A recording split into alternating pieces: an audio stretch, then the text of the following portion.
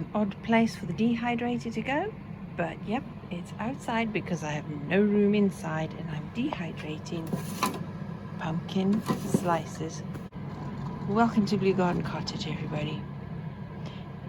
A little bit of a change to what I planned for this week's video, being self-reliance. I think I'm gonna have to move the time I post the videos to either Thursday night or Friday morning. There's no chance after Friday morning, so that is my cut, my deadline. By Friday morning it has to go out.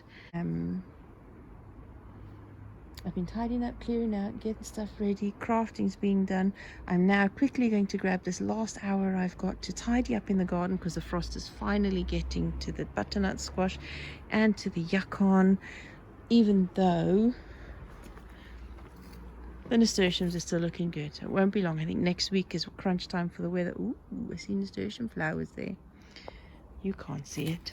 Anyway, this is the garden stuff. You don't want to see the garden stuff today. It's, maybe you do. Look at that. A week away, just under a week away from December, and there's still some nasturtiums flowering. As you can see, the frost is getting to the leaves on the yacon now.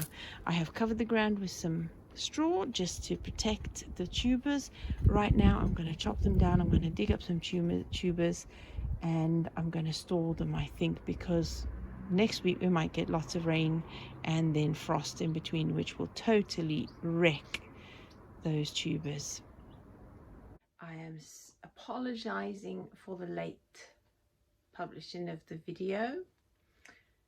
It's been a crazy week, really busy with crafts, and also I've made a start on clearing out and sorting out the living room to decorate for Christmas, but just because it needed doing anyway. And right now, today, so I'm not showing you the living room yet.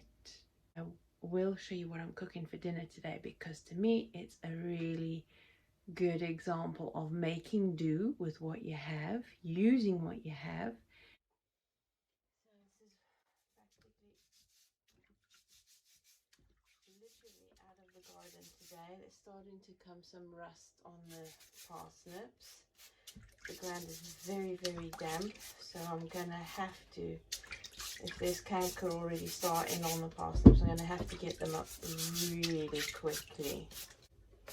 I don't want to scrub too much,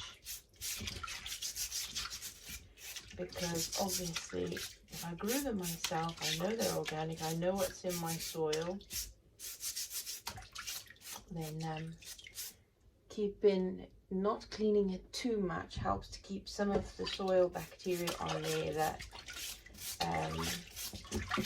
actually give you vitamin B12, that is, sorry, from the soil. And of course, being plant-based, vitamin B12 is one of those that people think they have to get from animals, but we get it from our veggies, from the soil, and supplements. I do take a B12 supplement. Some of my homegrown potatoes, not very many of them left, so I'll get about another 1 or 2 meals out of the potatoes that are left.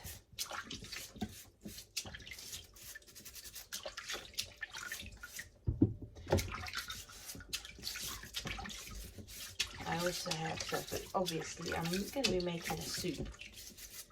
It's good enough weather out there for soup. It's damp, it's miserable, it's cold, and soup is comfort food.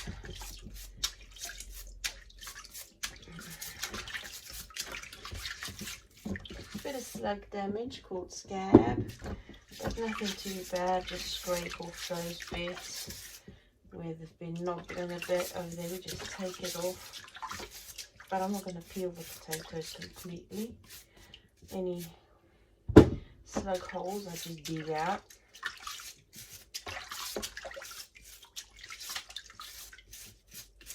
And then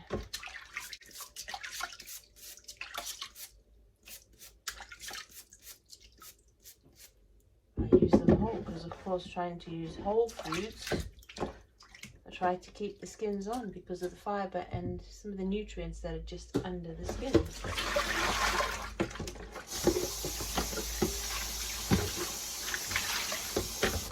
Right, now let's get on with some more peeling and prep. Almost the last of my onions from the garden. They're only little, but they're not wasted. So then I'll just peel quickly. It's very difficult to like shallots. I've ever peeled shallots. So I don't really grow shallots because I think they're a pain to peel. Ha!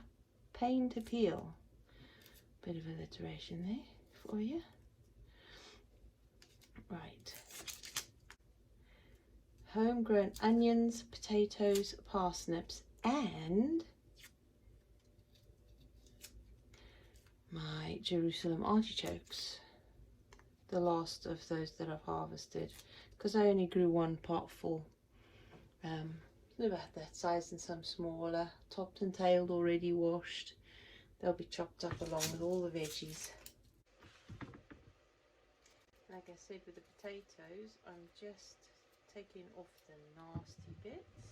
The onions are busy cooking now, so I'm just taking off the nasty bits that the slugs have had and scarred. I mean, I won't do any harm.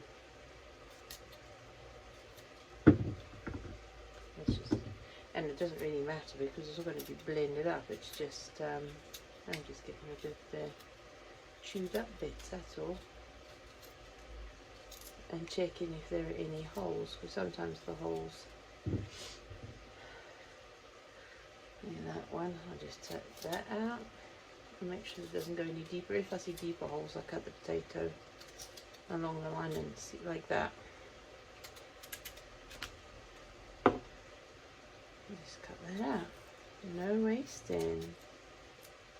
No, not waste. See that bit there? Where the slugs have gotten a bit deeper. I'll do it.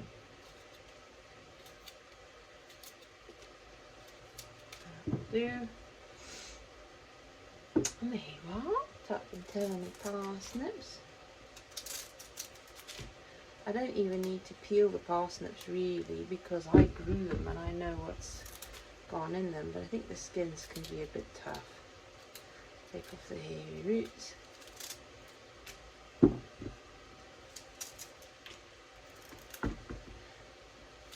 Right, yeah, that one doesn't need peeling. In there in the pot I've got about quarter of a cup, half a cup, maybe a third of water heating up because I don't oil fry food anymore. So I'll be water frying. As soon as it's hot enough, I'll stick the onions in.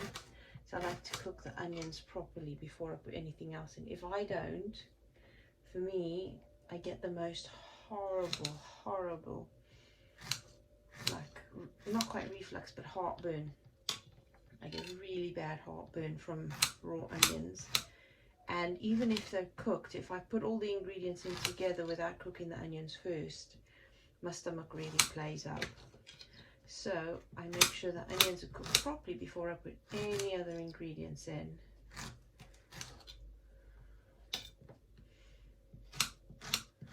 I won't bore you with the rest of it.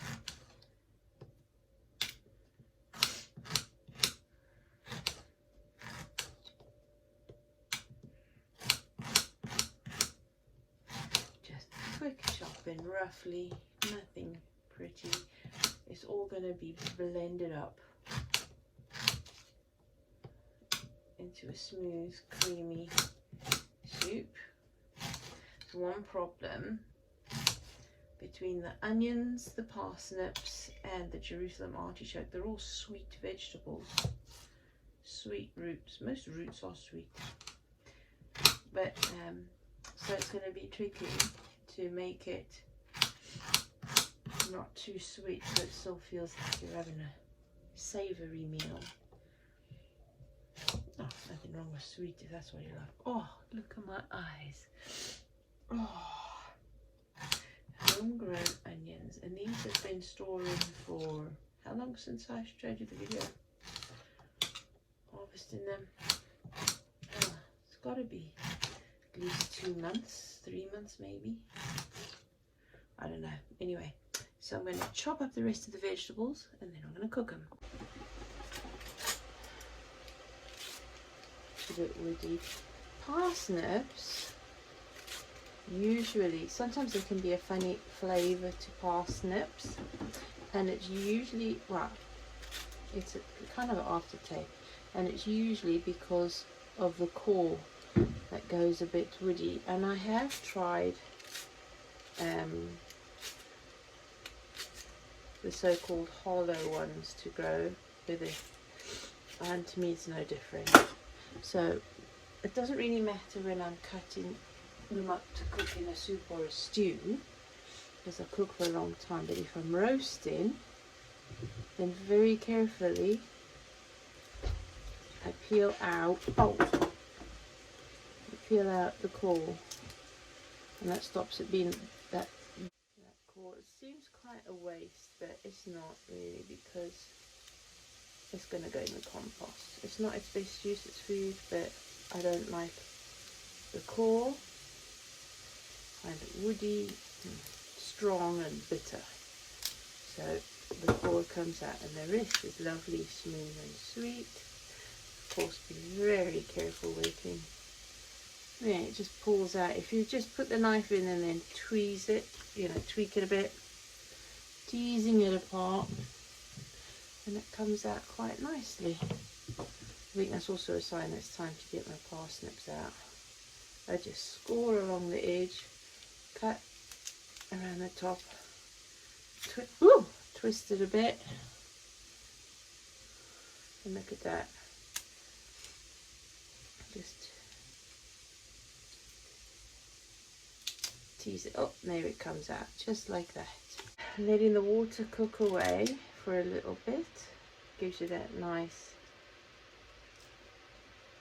round caramelized onion that you're used to when you fry onions, but you don't need to use oil to fry onions.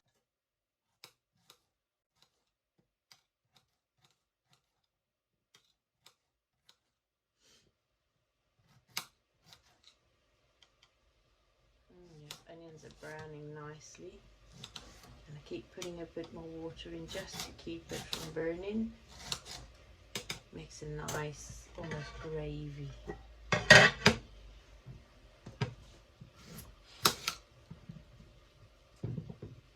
not peeling the vegetables generally. Ingredients so far.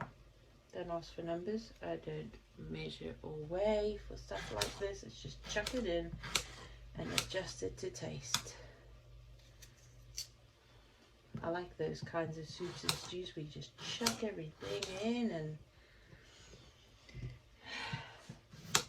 somehow it magically, as you tweak it here and there, comes together, and it's a lovely filling, hearty meal. And then especially knowing that at least even if only one of the ingredients, even if it's just herbs, comes from your garden or your windowsill, it's so satisfying. It really, even if it doesn't really technically affect the flavour of the food, just knowing that you've grown even just one of the ingredients makes the meal taste better, I suppose, emotionally or mentally. Can't explain it, but it does. Right, so we've got onions, and garlic. I've put the onions and the garlic in together, and when they're all done, oh yeah, look at that, nicely browned. I'm going to chuck in the veggies, which is all roots. It's a root veggie stew, soup. It's a root veggie soup. By the way, I'm not going to be editing a great deal out of this video. I'm using my phone again. My son gave me his old phone, which is not really that old. I bought mine secondhand and it's well and truly had it. So I've got the roots in, top it with a little bit more water. I have soaked and rinsed off some red lentils. It's about, not even a cupful, about 2/3 cupful, maybe a cup. I don't measure. Just stick that in. Of course, lentils are going to stick very quickly because of the starches. They really do stick, so you need to keep an eye on it.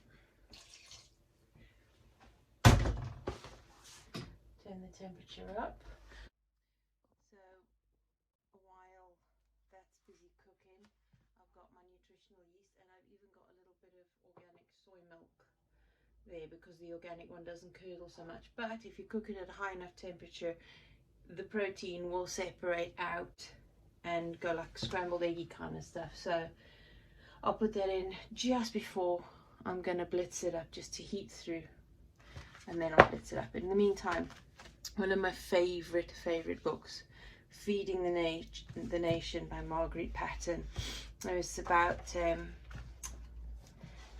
it's nostalgic recipes and facts from 1940 to 54, talking about all the things they did in the home as far as food was concerned, and rationing and making do and mending and clothes, and through the Second World War. And there are some pretty basic soups, and all sorts, even roasts and alternatives. And what I found in reading through this book a number of times, artichokes in cheese batter, I wonder if I can veganize that. Bacon turnovers, well, we don't have to use bacon, but I'm sure we can just leave that out. I'm sure they did. What they did is, generally in the home, this was made as recipes for people to use as ideas how to use their rations, and they would say that this would serve 4 to 5 helpings. But looking at the ingredients, I mean, today that would be just 2 of us would have that as a portion, so we'd probably eat a load more than they did back then. But plant-based, you do need to have a lot more than you would have before if you're not plant-based, volume-wise anyway, as far as your vegetables goes, and your fruits and your whole grains and your pulses. And most of these recipes have got a lot of pulse in them, grains and pulses, and homegrown vegetables, especially onions and potatoes and beans and peas and the like, or the traditional annual veggies that people used to grow, because that's what they used to grow. Of course, we can do a great deal more than that today. We have a lot more variety we can grow that we know of, and we can grow it better as well, because we know, of course, more soil science and more companion planting and crop rotation and no degoning. So it's improved our ability to be able to grow a lot more than people had back during the Second World War. So I love this book. I mean, obviously it's not vegan, it's not even vegetarian, but there's a lot of recipes that are, because meat and dairy was rationed so much at the different stages, different periods of time during the war. There were different rations, so you had to make do. And look at that, with the ration book. Old-fashioned mint humbugs in the picture there. So it's one of my favorite books. I love social history type books like this. I've got one called Welsh Fare with a lot of Welsh recipes, traditional Welsh recipes. I just love it. Quite a lot of visuals here and a lot of little advert type graphics in there from pamphlets and little cartoons. It just makes really good reading. It makes it very, look at that. Can you see that? Sorting out the garden harvest with the children. I just like, we still do that today. Actually, I do. Sometimes the children help, the grandchildren. Our children used to hate it when it was time to shell the peas. I loved it. I found it quite quite a relaxing thing to do. Puddings. Children gathering all the berries ready to make puddings. See lots of different recipes of both starters and main courses, soups, and even fake roast, and it even goes into Christmas recipes, mock turkey and so forth, made with pulse. I mean, we tried that once. Nothing to write home about. It just isn't very Christmassy, but of course nowadays there's a lot more we can do to make things more tasty and interesting, because we have availability of a lot more. So there you go, one of my favorite make do books. Absolutely love it. So there you go, there's that one, if you can see that ISBN number. Marguerite Patton, Feeding the Nation. I think I got this one on Amazon years ago. Add your fluid and your lentils first to cook for about 10 minutes, then add in grated vegetables. If you grate all your vegetables, it cooks a heck of a lot quicker. So I did obviously add in that soy milk and the nutritional yeast. It smells really good. The Jerusalem artichokes cook really quickly because they are generally ones they cook very soft. You don't even have to blend it up much. You could leave lumps in there if you want. It's entirely up to you how you like it. Hubby hates Jerusalem artichoke, so I am going to blend it up properly. Right, safety note. It's really hot. Right. I put the lid over the top and then I blend it like this. Excuse the noise.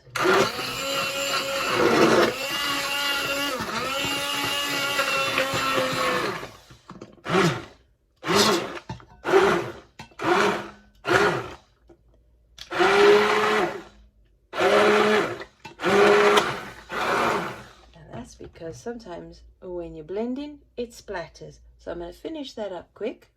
In some chopped up chard, just for some extra greens and colour. We haven't had very many greens today, but it's not going to kill us not to have green veggies every day. So there's extra colour in there, extra nutrition and fibre. That looks real good.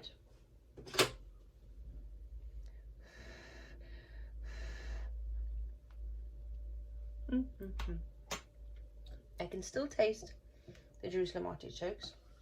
I can still taste parsnip and potato. Hubby's not going to be too happy about the artichoke. So if I put in a little bit more nutritional yeast, just to tweak it, some black pepper. Right, just a bit more nutritional yeast.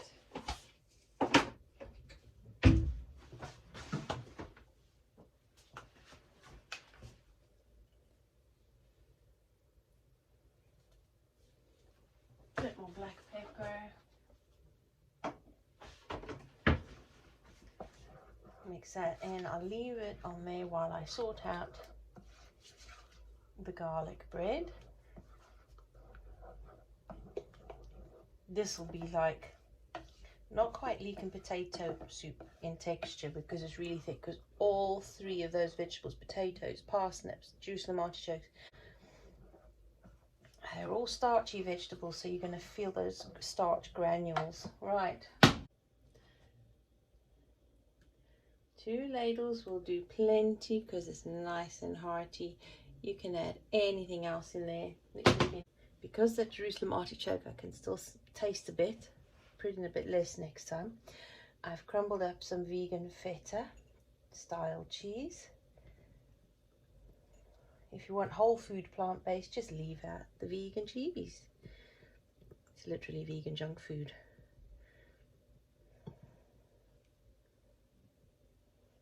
So I'll give him the majority of the cheese. And then a sprinkling of lemon thyme leaves.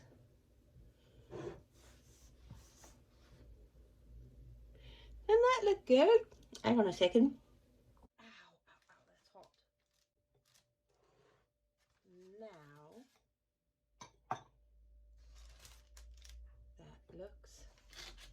better. And there you go, homemade soup with homegrown veggies, a little bit of a dusty halo with that cheese, store cupboard items of some seasonings and the miso paste and the nutritional yeast, and of course the lentils, and not wasted garlic bread, well, French bread that I made into garlic bread and put in the freezer ready. I could just shove it straight in the oven. How's that for a tasty homemade soup? Do hope you try it sometime. Let me know what your favorite homemade soup is. Tell me in the comments section below. And what have you made recently, just this week? Take care, folks. Speak to you soon. Don't forget to like, subscribe, and share. And I'll see you next week. Take care. See you soon.